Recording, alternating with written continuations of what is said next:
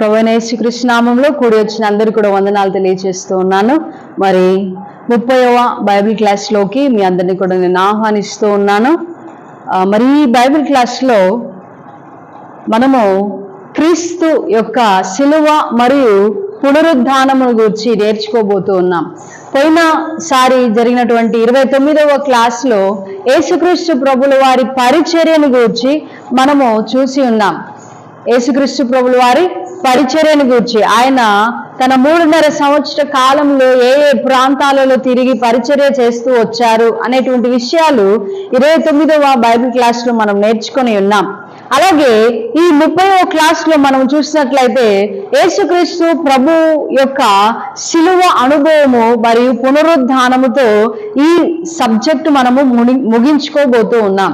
So మనం గమనించినట్లయితే గనక యేసుక్రీస్తు ప్రభుల వారి శిలువ అనుభవము గురించి మనం నేర్చుకోబోతూ ఉన్నాం.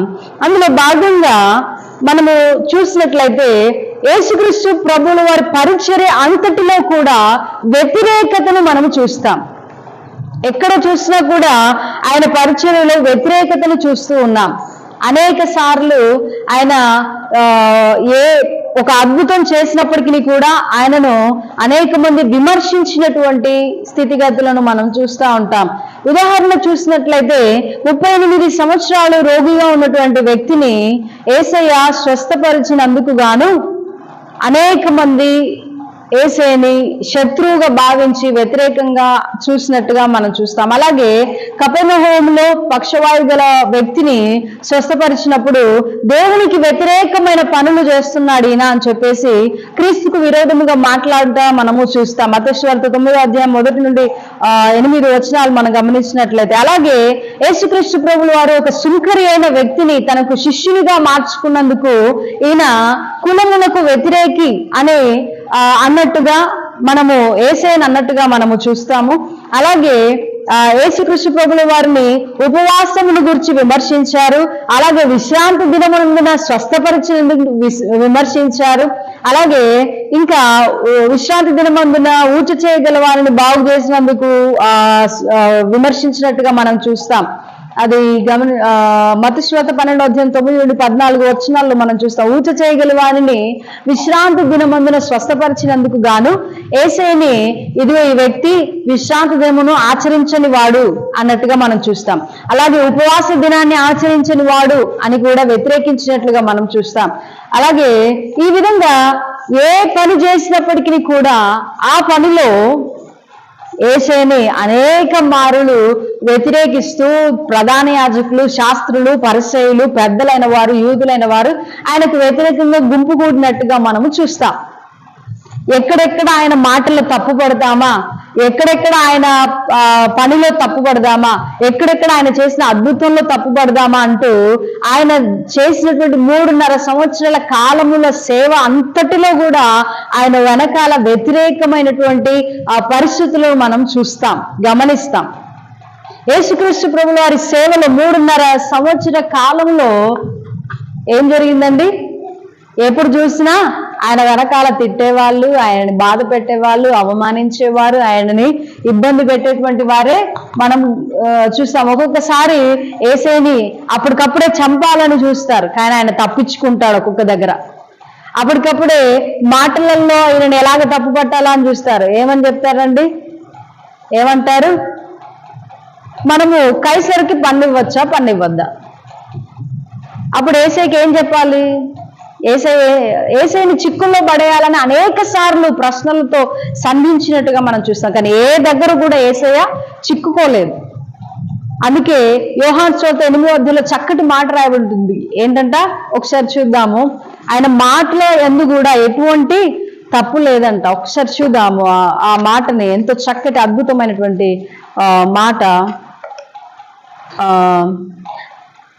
యోహాను సువార్త 7వ అధ్యాయము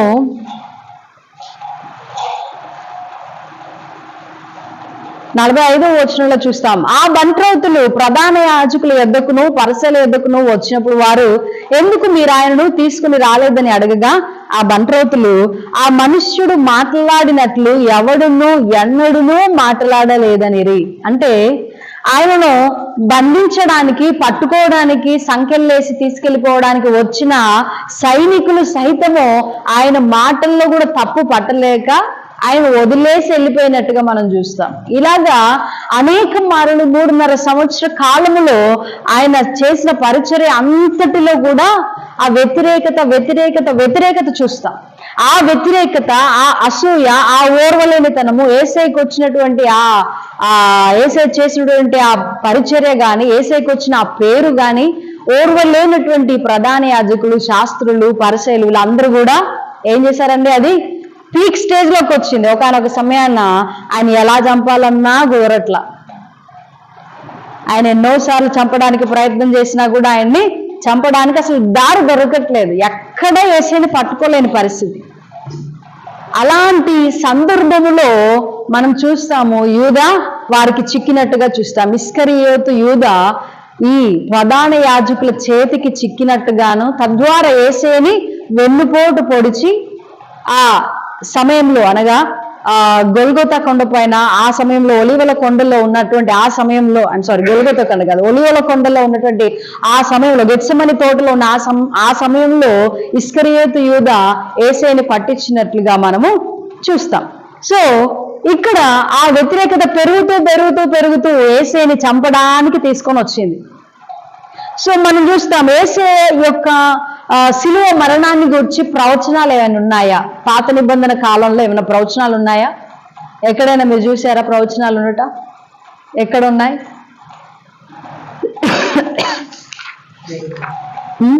యెషయా గ్రంథము 53వ అధ్యాయంలోను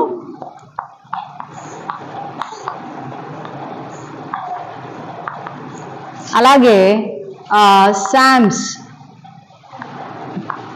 22వ దావీదు కీర్తనలో కూడా యేసుక్రీస్తు ప్రభుల వారిని గూర్చిన సిలువను గూర్చిన ప్రవచనాలు ఉన్నాయి.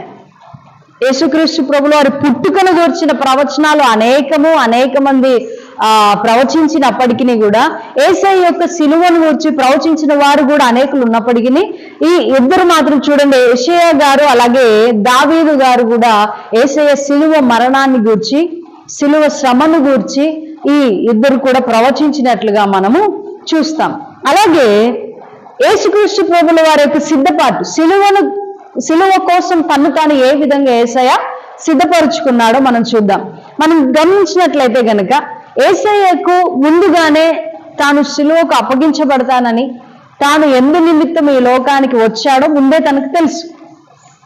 సర్వ పాప పరిహారార్థమై తాను తన రక్తాన్ని చిందించి సర్వ మానవాళ్ళని శుద్ధీకరించి వారి పక్షముగా తాను బలిగా తను తాను అర్పించుకొని నిర్దోషి అయిన తన రక్తం ద్వారా వారిని శుద్ధీకరించాలని, వారిని విమోచించాలని, పాపము నుండి, శాపము నుండి, నరకము నుండి తప్పించి వారికి నిత్య జీవమును ఇచ్చుటకే తాను ఈ లోకానికి వచ్చిన వాడు అన్న సంగతి తనకి ఎల్లప్పటికీ గుర్తుంది. 33.5 సంవత్సరాలు అనగా కనీసము 10 సంవత్సరాల వయసు బాలుడి నుండి కూడా తనకి ఆ విషయాలన్నీ గుర్తే ఉన్నాయి. మరి అందువల్ల తాను ఎప్పుడు కూడా ఎక్కువగా చెప్పలేదు. కానీ ఇక పరిచర్య చివరి భాగానికి వచ్చినప్పుడు, అనగా తాను సిలువ అనుభవంలోనికి అడుగు పెట్టడానికంటే కొద్ది రోజుల ముందు నుండి సిలువను గురించి, ఇదిగో నేను అప్పగించబడబోతూ ఉన్నాను, మీరు జాగ్రత్తగా ఉండండి అంటూ తన శిష్యులని అనేక సార్లు హెచ్చరిస్తూనూ సిద్ధపరుస్తూనూ చెబుతూ ఉన్నట్టుగా మనం చూస్తాం. యోహాను సువార్త 13వ అధ్యాయం నుండి మనం గమనిస్తే గనక చూద్దాం ఒకసారి. యోహాను సువార్త 13వ అధ్యాయం నుండి మనము చూస్తాము. 13వ అధ్యాయం 1వ వచనం నుండి, తాను ఈ లోకం నుండి తండ్రి యొద్దకు వెళ్ళవలసిన గడియ వచ్చునని యేసు పస్కా పండుగకు ముందే ఎరిగిన వాడై. మనం చూస్తాం తన యొక్క సిలువ శ్రమ కొరకు తను తాను సిద్ధపరుచుకుంటూ తన శిష్యులను సిద్ధపరుస్తున్నట్టుగా మనం చూస్తాం. 14వ అధ్యాయంలో చూస్తాం, మీ హృదయంను కలవరపడనీయకండి, నేను ఇక్కడ నుండి వెళ్ళే సమయం ఆసనమైంది, మీరు ధైర్యంగా ఉండండి అంటూ తన శిష్యులను సిద్ధపరుస్తున్నట్టుగా మనం చూస్తాం. ఈ విధంగా అంతేకాకుండా ఇదిగో నేను మీకోసం ప్రాణాన్ని పెట్టబోతూ ఉన్నాను, మీకోసం నేను మరలా పరిశుద్ధాత్మ దేవుని పంపించబోతూ ఉన్నాను అంటూ అనేక రకాలైనటువంటి మాటలు చెబుతూ తాను సిద్ధపడుతూ తన శిష్యులను సిద్ధపరిచినట్టుగా చూస్తాం. అలాగే పేతురుతో అంటాడు, ఇదిగో నీవు బలము పొందిన తర్వాత మరలా నీ సహోదరులను బలపరచమని చెప్పేసి పేతురుతో చెప్పినట్టుగా మనం చూస్తాం. ఈ విధంగా అలాగే యేసయ్య ఏమంటాడు పేతురుతో, నీవు నన్ను ఎరగవని ముమ్మారు చెప్తావని చెప్పేసి చెప్తాడు. అవునా కాదా? ఈ విధంగా సిద్ధపాటు మనము చూస్తాం. యేసయ్య యొక్క శ్రమ కొరకు సిద్ధపాటు మనం చూస్తాం.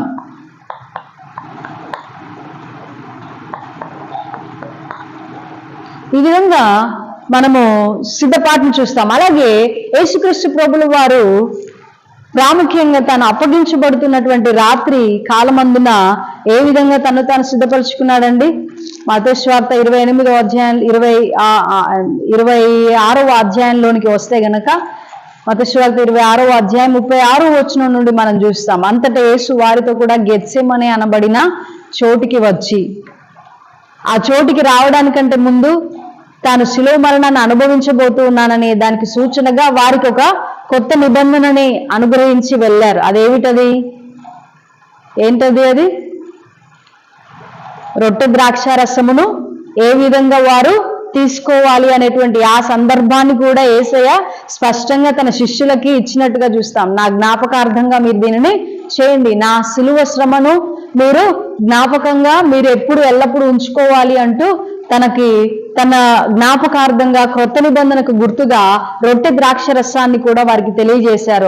ఆ తర్వాత వెంటనే గెత్సెమనే తోటికి వారు వచ్చినట్టుగా మనం చూస్తాం. అక్కడ ఏంటంటండి, మరణమగునంతగా నా ప్రాణము బహు దుఃఖములో మునిగి ఉన్నది, మీరు ఇక్కడ నిలిచి నాతో కూడా మెలకుగా ఉండు అని చెప్పేసి తన శిష్యులతో చెప్పి ఇంకా కొంచెం ముందుకు వెళ్ళి వేదన పడుతూ బాగా వ్యాకుల పడుచు ఎంతగానో వేదనకు గురై తను తాను ఇట్లాగ నేల మీద సాగిల పడిపోయి తాను పడిపోయి నేలకి ఇలాగ సాగిలపడి ఎంతగానో వేదనకు గురవుతూ ప్రార్థన చేసినట్టుగా చూస్తాం. తండ్రి, నీ చిత్తమైతే ఈ గిన్నెను నా యొద్ద నుండి తీసివేయి, నా చిత్తం కాదు కానీ నీ చిత్తమే నా జీవితంలో జరగాలి అంటూ మరలా తను తాను సిద్ధపరచుకున్నట్టుగా చూస్తాం. ఆ విధంగా తన శ్రమ నిమిత్తమై యేసుక్రీస్తు ప్రభుల వారు సిద్ధపరుచుకున్న విధానం అనేది మనల్ని కదిలించి వేస్తుంది. ఆ సందర్భం అనేది ఎంతో కదిలించి వేస్తుంది. ఎప్పుడు కూడా ఆ సందర్భాన్ని చదివినప్పుడల్లా ఆయన ఎంత మరణమగునంతగా ఎంత వేదన చెందాడు అన్న సందర్భము మనల్ని కదిలించి వేస్తూ ఉంటుంది. ఆయన ఎంత వేదనకు గురైతే ఏంటండి, చెమట బిందువులు రక్తంగా మారాయి.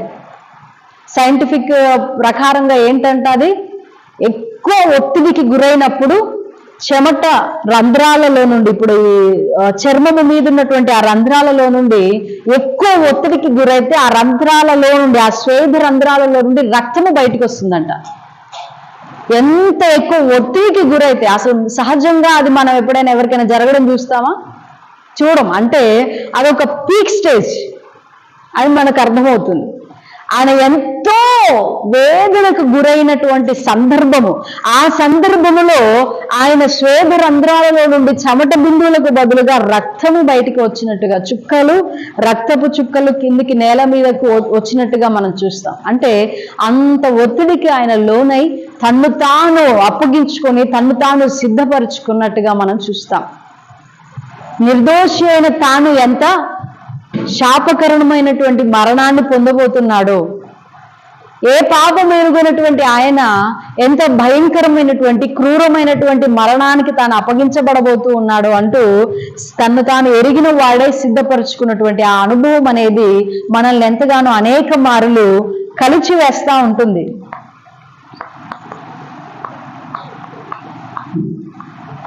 సో ఈ విధంగా యేసుక్రీస్తు ప్రభుల వారు తను తాను సిద్ధపరుచుకున్నారు. అలాగే మనము గమనించినట్లయితే ఆ రాత్రికాల సమయం అందే ఎప్పుడైతే ఆ సిద్ధపరుచుకున్న వెంటనే యూదా ఇస్కరియోతు రావడము, గెత్సెమనే తోటలో వారిని పట్టుకోవడము, యేసయ్యని ఒక్కరిని తీసుకొని వెళ్ళడం మనం చూస్తాం. యేసయ్య వెనకాల ఎవరెవరు వెంబడించారు? ఎవరికైనా గుర్తుందా? యేసయ్య వెనకాల పేతురు, యోహాను మాత్రమే యేసయ్యని వెంబడించారు. యాకోబు కూడా లేడు అందులో. పేతురు, యోహాను మాత్రమే వెంబడించారు. అయితే పేతురేమో వెనకాల వెంబడిస్తూ వచ్చాడు. కానీ యోహాను మాత్రం ఆ సైనికులతో పాటు యేసయ్యతో పాటు లోపలికి వెళ్ళినట్టుగా మనం చూస్తాం. ఈ యోహానుకు కొంచెము పలుకుబడి ఉన్నందువలన, సైనికులతో వాళ్ళతో వీళ్ళతో పరిచయాలు ఉండడం వలన యేసయ్యకి దగ్గరగా ఉన్నట్టుగా మనం చూస్తాం. అందుకే యోహాను స్తోత్రంలో తాను ప్రేమించిన శిష్యుడు తన దగ్గరగా నిలవబడ్డం చూచి తన తల్లిని అప్పగిస్తాడు. అంటే అంత సిలువకు దగ్గరగా ఉన్న వ్యక్తి కేవలం యోహాను ఒక్కడే. అంటే మనం గమనించాల్సింది ఏంటంటే యేసయ్యతో పాటు ఆ అప్పగింపబడిన రాత్రి యోహాను కూడా లోపలికి వెళ్ళాడు. పేతురు మాత్రమే బయట తిరుగుతూ వచ్చాడు. అందువల్ల ఏమంటారు, ముమ్మారు ఎరగనని యేసయ్యని ఎరగనని కూడా చెప్పినట్టుగా మనం చూస్తాం.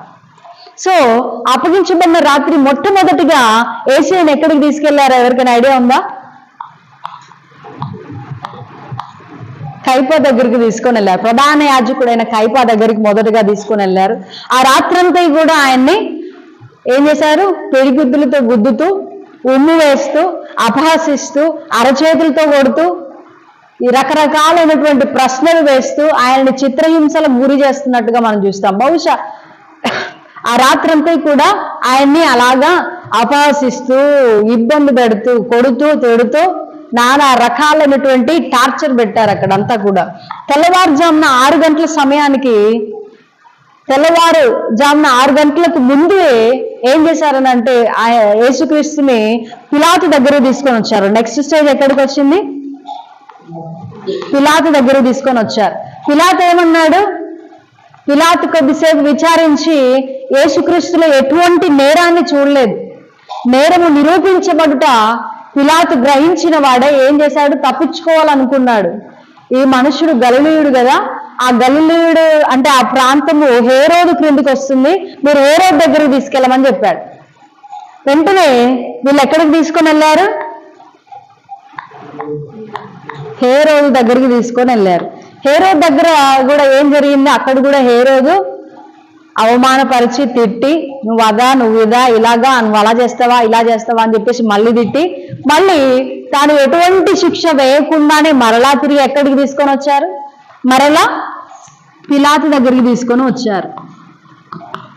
ఇక పిలాతు దగ్గర లాస్ట్ స్టాప్. కైపా నుండి పిలాతు దగ్గరికి, పిలాతు దగ్గర నుండి హేరోదు దగ్గరికి, హేరోదు దగ్గర నుండి మళ్ళీ పిలాతు దగ్గరికి యేసయ్య వచ్చాడు. యేసయ్య వచ్చిన తర్వాతకి అక్కడ కూడా యేసయ్యని పిలాతు విచారిస్తాడు. విచారించినప్పుడు యేసయ్యలో ఎటువంటి నేరాన్ని గ్రహించకపోవడం వలన యేసయ్యను వదిలిపెట్టాలని అనుకుంటాడు. వీళ్ళు కేవలం ఓర్వలేక ఈయన్ని అప్పగించారు, ఈయనలో ఎటువంటి నేరం లేదని చెప్పినప్పుడు వారు మాత్రం వినరు. లేదు, సిలువ వేయండి, సిలువ వేయండి, సిలువ వేయండి అంటూనే ఉంటారు. అన్నప్పుడు ఏం చేశారంటే పిలాతుకు ఒక ఐడియా వస్తుంది. పస్కా పండుగలో ఒక కైని విడుదల చేయడం అలవాటు ఉంది కదా, నేను యేసయ్యని మీకోసం విడుదల చేస్తాను అంటాడు. మాకు యేసయ్య వద్దు, ఎవరు కావాలన్నారు? బందీపోటు దొంగైనా బరబ్బా కావాలన్నారు. ఇక లాస్ట్ ఆప్షన్ కూడా పోయింది, యేసయ్యని విడుదల చేసే లాస్ట్ ఆప్షన్. ఆ తర్వాతకి మళ్ళీ ఏం చేశాడు? ఇక పిలాతు ఏం చేశారండి? లూకా సువార్త 23వ అధ్యాయం 23వ వచనం ఒకసారి చదువుదామా? లూకా సువార్త 23వ అధ్యాయము 23వ వచనం చదువుదాం.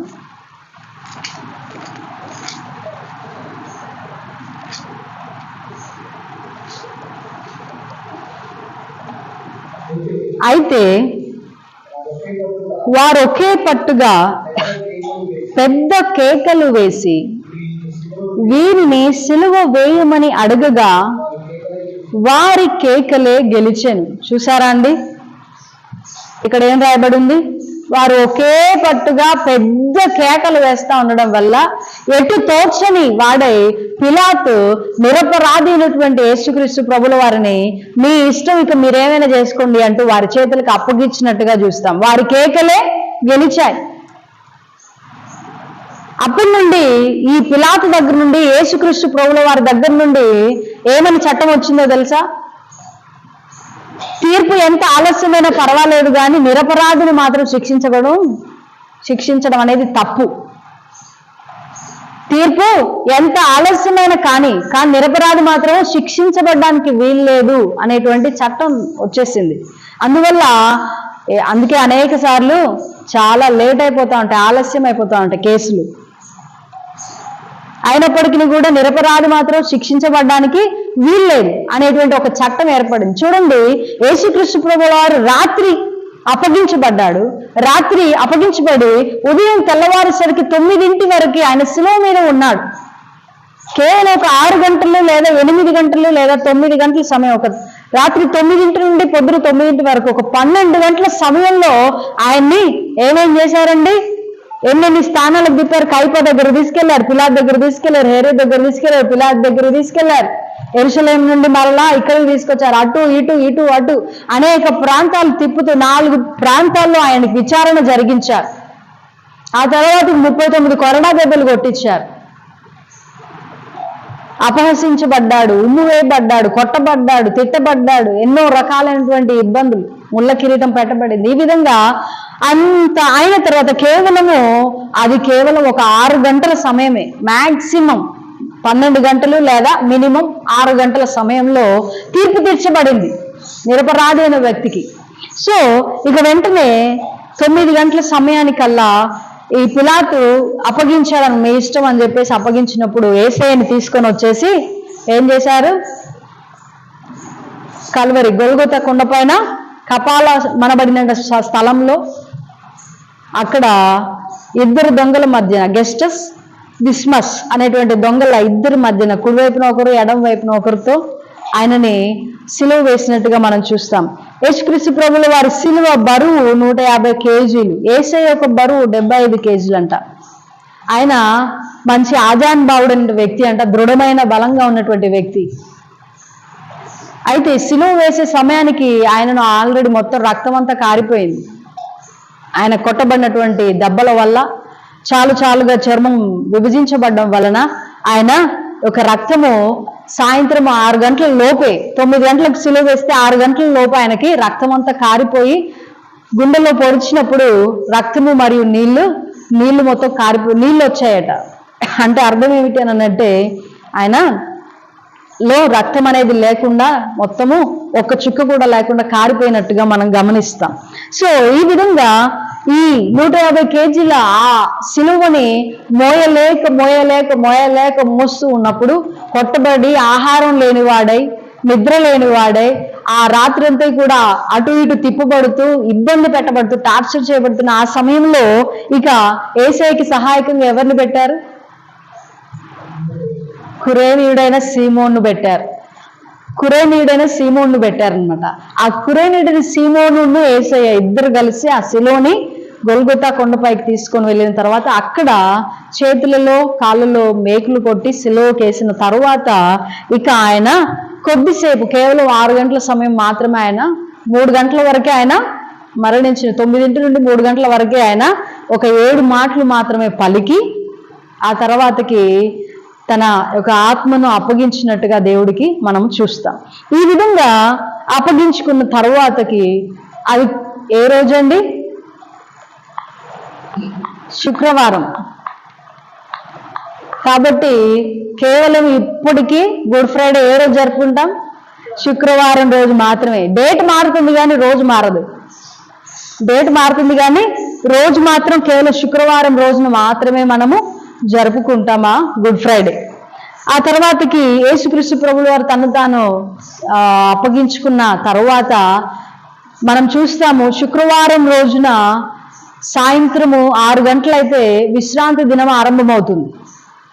అనగా శనివారము ఆరంభమవుతుంది, సబ్బాతు ఆరంభమవుతుంది గనక ఆ సబ్బాతు దినమందున యూదుడైనటువంటి ఈ వ్యక్తి శిలువ పైన వేలాడడం అనేది సరైనది కాదు. కాబట్టి ఆ రోజున శిలువ మీద వేలాడవద్దనే ఉద్దేశంతో ఆ 6 గంటల లోపే, అనగా సబ్బాతు ఆరంభం అవడానికంటే ముందే శిలువ మీద నుండి యేసయ్యని దించినట్టుగా మనం చూస్తాం. సో 6 గంటల లోపే, సాయంత్రం 6 గంటలకు, శుక్రవారం 6ంటికి సబ్బాతు ఆరంభం అయిపోతుంది కనుక 6 గంటల లోపే త్వరగా 3 నుండి 6 గంటలు, 3 గంటల సమయంలో వారు త్వరగా యేసయ్యని దించి తాను కొత్తగా తొలిపించుకున్నటువంటి ఆ సమాధిలో, అరిమతయి యోసేపు గారు ఆయన మంచి యూదుడని చెప్పొచ్చు. ఈయన ఒక సెప్టువజెంట్లో ఒక వ్యక్తి, ఒక స్కాలర్ అని చెప్పవచ్చు, పండితుడు.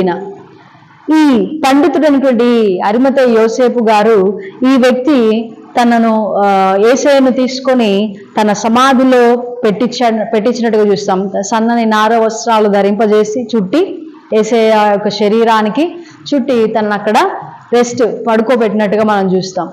ఇక పడుకోబెట్టేసి ఇక వాళ్ళందరూ కూడా రెస్ట్ మోడ్లోకి వెళ్ళిపోయారు. ఎవరందరూ రెస్ట్ మోడ్లోకి వెళ్ళారు? శిష్యులు కానీ, అందరూ యాజకులు కానీ, లేదంటే సిలువకు అప్పగించిన వాళ్ళు, సిలువ వేసిన వారు, లేదంటే మొత్తం అంతా కూడా మొత్తం శనివారం అంతా ఏంటది? Rest mode. అందరికీ రెస్ట్ మోడ్. ఎవరు వండడానికి లేదు, ఎవరు కడగడానికి లేదు, పనివారికి రెస్టే. అవునా కాదా? మనం చూస్తాం పాత నిబంధన గ్రంథంలో విశ్రాంతి దినమందు ఏ పని ఎవరు చేయడానికి వీల్లేదు. కాబట్టి ఆ రోజున ఎవరు కూడా ఏ పని ముట్టుకోలేదంట. మత్తయి సువార్తలో చూస్తాం మనం.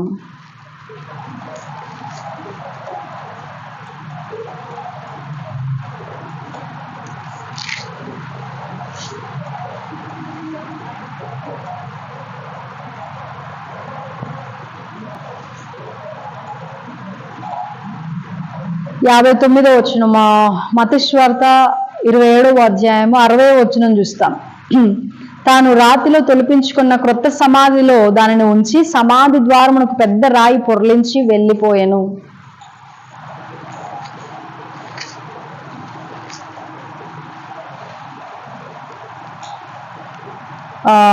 లూకా సువార్త 23వ అధ్యాయము 56వ వచనము మనం చూస్తాం. 53వ వచనం చూస్తాం. దానిని క్రిందికి దించి సన్నపు నార బట్టలతో చుట్టి తొలిచిన రాతి సమాధిలో ఉంచెను. అందులో ఎవడును అంతకు మునుపెన్నడును ఉంచబడలేదు. ఆ దినము సిద్ధపరచు దినము, విశ్రాంతి దిన ఆరంభము కావచ్చెను. అప్పుడు వెళ్ళి ఆయనతో కూడా వచ్చిన స్త్రీలు వెంట వెళ్ళి ఆ సమాధిని ఆయన దేహం ఎలా ఉంచబడినో చూచి తిరిగి వెళ్ళి సుగంధ ద్రవ్యములను పరిమళ తైలమును సిద్ధపరిచి ఆజ్ఞ చొప్పున విశ్రాంతి దినమున తీరికగా ఉండిరి. విశ్రాంతి దినమున వారు తీరికగా ఉన్నారు. అంటే శనివారం ఇక యేసయ్యను ఎవరు చూడలా. యేసయ్యను శనివారం ఎవ్వరు కూడా వెళ్ళి చూడలేదు. ఆ రోజు తీరికగా ఉన్నారు. ఇక వారందరూ బాధలో మునిగిపోయారు, వేదనలో మునిగిపోయారు. ఇక ఆదివారం దినమందున ఉదయకాలమునే ఒక 4 సమయంలోనే తెల్లవారు జాముననే మళ్ళీ వెంటనే సబ్బాత్ దినం అయిపోయింది, విశ్రాంతి దినం అయిపోయింది. వీళ్ళు పరుగులు ఎత్తున్న గుండెలు, అయ్యో యేసయ్యను చూడలేదు. సుగంధ ద్రవ్యాలు మళ్ళీ శరీరానికి పూయాలి, దేహమునకు మళ్ళీ సుగంధ ద్రవ్యాలు పూసి కొంచెం మంచిగా ఉంచాలి అన్న ఉద్దేశంతో మరలా పరిగెత్తుకుంటూ వచ్చి చూసే సమయానికి యేసయ్య తిరిగి లేచాడు. హల్లెలూయా, హల్లెలూయా. మరణం ఆయనని బంధించి ఉంచలేదు గనక ఆయన తిరిగి లేచి ఉన్నాడు. హల్లెలూయా. పునరుద్ధానం విషయంలో కూడా అనేక రకాలైనటువంటి పుకార్లు మనం చూస్తాం. అసలు పునరుద్ధానము నిజమైనదా? అసలు యేసుక్రీస్తు సమాధి నుండి తిరిగి లేచాడా అనేటువంటి అనేక రకాలైనటువంటి ఆలోచనలు, సిద్ధాంతాలు వచ్చినప్పటికీ కూడా యేసుక్రీస్తు ప్రభుల వారు లేచి ఉన్నాడు అనడానికి అనేక సాక్ష్యాలు ఉన్నాయి. ఎన్ని సాక్ష్యాలు ఉన్నాయి? కనీసము 500 సాక్ష్యాలు ఉన్నాయి. యేసుక్రీస్తు ప్రభువు తిరిగి లేచాడు, మరణాన్ని జయించి ఉన్నాడు అని చెప్పడానికి 500 సాక్ష్యాలు ఉన్నాయి. కానీ ఏమని చెప్తారంటే యేసయ్య లేవలేదు అని అంటారు, మరణాన్ని జయించలేదు అంటారు. కానీ దానికి నిరూపణ లేదు. ఒకవేళ వాదం పెట్టుకుంటే గనక లేదు అన్న వాళ్ళకే ఓడిపోతారు. ఎందుకంటే దానికి ఎటువంటి సాక్ష్యాధారాలు లేవు గనక ఓడిపోతారు. సో తర్వాత ఇంకేం చెప్తారనంటే స్పృహ కోల్పోయిన యేసయ్య తిరిగి లేచాడు అంటారు. ఆయన శిలువ మీద స్పృహ కోల్పోయాడు, ఆయన కిందికి దించినప్పుడు వీళ్ళు లేచి చూసేసరికి ఆదివారం రోజున లేచాడు అనేటువంటి ఒక సిద్ధాంతం ఉంది. కానీ అది కూడా ఆధారం లేదు. ఎందుకంటే ఆయన శిలువ మీద ఉన్నప్పుడే ఆయన గుండె దగ్గర పొడిచి చూసినప్పుడు ఏం జరిగింది? ఆయన మరణించాడన్న సంగతి రుజువుపరచబడినాకే అక్కడున్న రోమా ప్రభుత్వాధికారి తిరిగి వెళ్ళిపోయాడు. మరణించిన తర్వాతే వాళ్ళు వెళ్తారు. మరణించకపోతే శిలువ మీదే ఉంచి మరణించిన తర్వాత దించుతారు. సో ఆజ్ఞ ఏంటి? రోమా ప్రభుత్వం వారి ఆజ్ఞ శిలువ మీద ఆ వ్యక్తి మరణించేదాకా శిలువ మీదే ఉంచాలి. ఒక్కొక్కసారి కొద్ది మందికి 2-3 రోజులు పడుతుందంట. అప్పుడు ఏం చేస్తారంటే కాళ్ళు ఇరగొడతారట. ఏం చేస్తారు? కాళ్ళు విరగొడతారు, మోకాళ్ళ దగ్గర కొడతారంట, గట్టిగా కొట్టి మోకాళ్ళు విరగొడతారంట. మోకాళ్ళు ఇరిగినప్పుడు ఏమవుతుందంటే ఇక లేవడానికి రాదు. శరీరం అనేది మోకాళ్ళు లేవలేనప్పుడు చేతుల మీద ఇలాగ కృంగిపోయి ఉన్న సమయంలో తొందరగా మరణం అనేది సంభవిస్తుందట. ఆ విధంగా చేసేవారు. కానీ అలాగా చేయడానికంటే ముందే యేసయ్య జస్ట్ కేవలం 6 గంటల సమయంలోనే ఆయన మరణించినట్టుగా చూస్తాం. ఆయన కొట్టిన దెబ్బల వల్ల రక్తమంతా కారి ఆయన చనిపోయినట్టుగా మనం చూస్తాం. ఇంకొక థియరీ ఏంటంటే యేసుక్రీస్తు ప్రభువు వారు గుండె పగిలి చనిపోయారని అంటారు.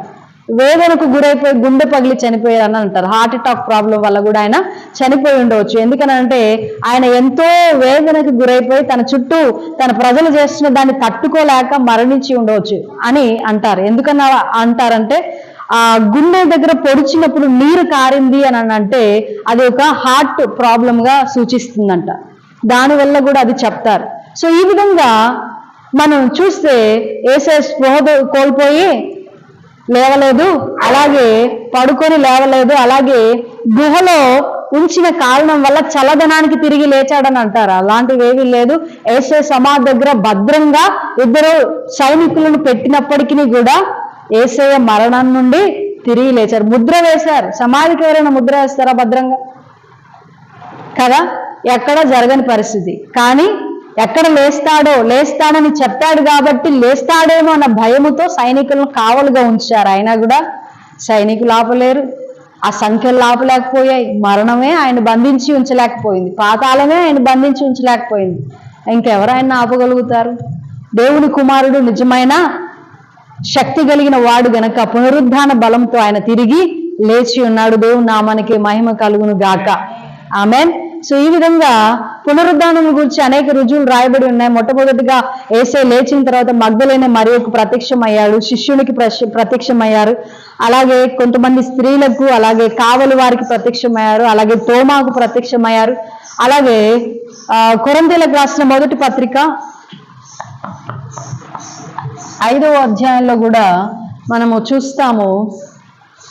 15వ అధ్యాయము 5 వచనం నుండి 6 వచనాల్లో చూస్తాం.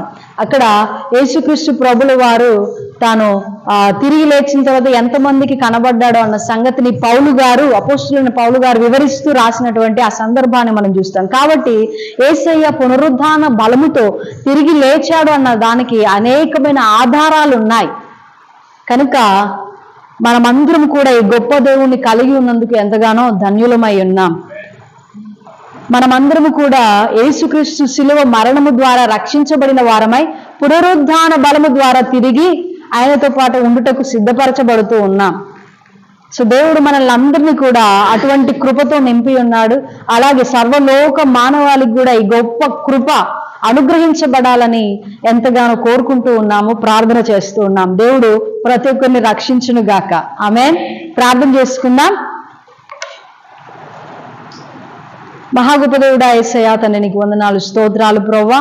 అయా తండ్రి, ఇదిగో ఈ రోజుతో ప్రవ్వా ఈ సబ్జెక్ట్ ముగించుటకు మీరు మాకు చూపిన కృప కొరకు వందనాలు తెలియజేస్తూ ఉన్నాను. ప్రాముఖ్యంగా నాయన ఈ రోజున నీ సిలువను గూర్చిన, అలాగే పునరుద్ధానమును గూర్చిన అనేక విషయాలు, సంగతులు మీరు మాకు తెలియజేసినందుకు వందనాలు యేసయ్య తండ్రి. దయచేసి అయా నీ మహాకృప కొరకు వందనాలు ప్రవ్వా. అయా నీవు ఎంతగానో వేదనను అనుభవించి నిరపరాధివై ఉండి, పాపం ఎరుగని వాడవై ఉండి, అయా ఎంతో ఘోరమైన భారమైనటువంటి సిలువ శ్రమకు అప్పగించుకొని అయా మా పాపం నుండి, శాపం నుండి, అయా నిత్య నరకం నుండి మమ్మల్ని విడిపించినందుకు వందనాలు గొప్ప దేవ. అలాగనే నీ పునరుద్ధాన బలముతో, నీ పునరుద్ధాన శక్తితో మా అందరికీ నిత్య జీవమును అనుగ్రహించినందుకు వందనాలు తండ్రి, స్తోత్రాలు ప్రవ్వా. అయా తండ్రి, నీవు మహిమ కలిగినటువంటి వాడవు, పునరుద్ధాన బలము కలిగిన వాడవు. మరణము సైతం నిన్ను ఆపి ఉంచలేదు నాయన, బంధించి ఉంచలేదు యేసయ్య, నీకు స్తోత్రం. అందుని బట్టి నిన్ను స్తుతిస్తూ ఉన్నాము నాయన. విమోచకుడా, రక్షకుడా, నీకు వందనాలు. ఈ బైబిల్ స్టడీని బట్టి నేను స్తుతిస్తూ ఉన్నాను తండ్రి. ఆయా బిడ్డలందరినీ దీవించి ఆశీర్వదించండి. యూట్యూబ్ ద్వారా వింటున్న బిడ్డలను కూడా మీరు దీవించి ఆశీర్వదిస్తూ రమ్మని నీకు వందనాలు తెలియజేస్తూ యేసుక్రీస్తు నామంలో అడిగి వేడుకొంచున్నాం తండ్రి. Amen, amen, amen. Thank you all. God bless you all.